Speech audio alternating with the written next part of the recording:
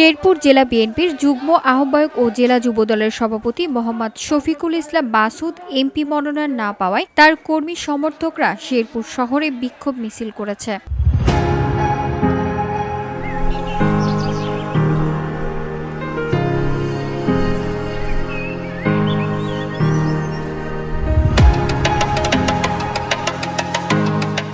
বিক্ষুব্ধ নেতাকর্মীরা জানান, শফিকুল ইসলাম মাসুদ দলের ত্যাগী নেতা। তাকে মনোনয়ন না দিয়ে অন্য কাউকে দিয়েছে, যা আমরা মানতে পারছি না।